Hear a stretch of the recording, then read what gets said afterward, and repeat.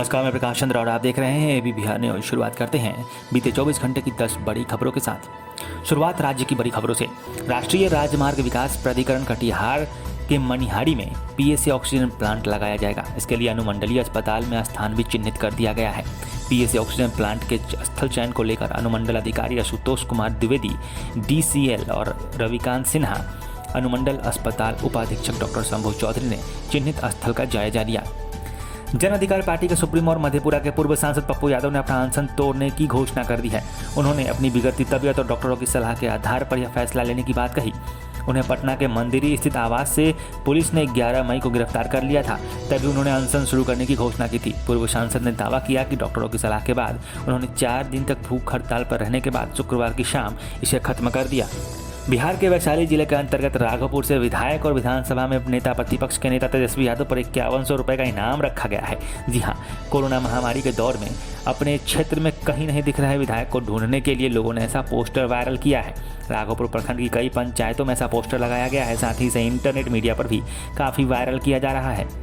Corona virus संक्रमण से उभरे मरीजों को इन दिनों ब्लैक फंगस से भी जूझना पड़ रहा है। बिहार की बात करें तो पोस्ट कोविड मरीजों में अब तक ब्लैक फंगस के 19 मामले मिल चुके हैं।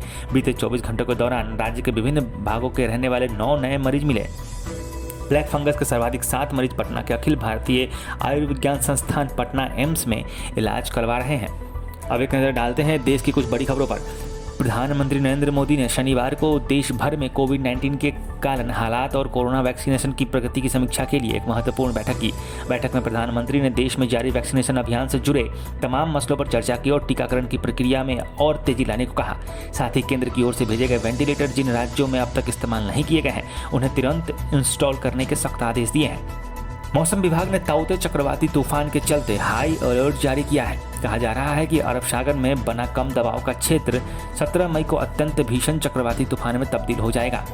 एक दिन बाद यानी 18 मई को इसके गुजरात तट से टकराने की संभावना है। मौसम विभाग ने पश्चिमी तटीय राज्यों को सतर्क कर दिया है। कोरोना के बढ़ते मामलों को देखते हुए बंगाल में 16 मई से कंप्लीट यानी संपूर्ण लॉकडाउन लगा देने की घोषणा कर दी गई है। बंगाल में कोरोना के मामलों में तेजी से आए उछाल के बाद ये फैसला लिया गया। बंगाल में कल से 30 मई तक पूर्ण लॉकडाउन की घोषणा की गई है। कोरोना काल में भी सुरक्षा बलों ने कश्मीर की घाटी में आतंकवादी गतिविधियों के खिलाफ अपना शिकंजा कसा हुआ है। आतंकवादियों का नेटवर्क कमजोर करने के लिए ये सुरक्षाकर्मी निरंतर अभियान जारी रखे हुए हैं। इसी अभियान के तहत सुरक्षा बलों ने दक्षिण कश्मीर के जिला पुलवामा से 4 ऐसे संदिग्ध व्यक्तियों को गिरफ्तार किया है जिन्होंने आतंकवादी गतिविधियों को अंजाम देने में उनकी मदद की थी।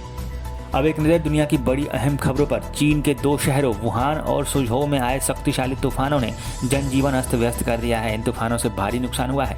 इन दोनों ही शहरों के कई घर ध्वस्त हो गए हैं और निर्माणाधीन स्थलों पर ज़्यादा तबाही हुई है। तूफान से 7 लोगों की मौत हो गई और 239 से अधिक लोग घायल हो गए हैं।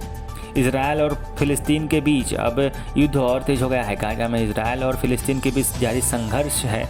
इसी बीच वेस्ट बैंक में हिंसा भड़क गई, जहां पर इजरायली बलों के साथ एक हिंसक झड़प में 11 फिलिस्तीनियों की मौत हो गई।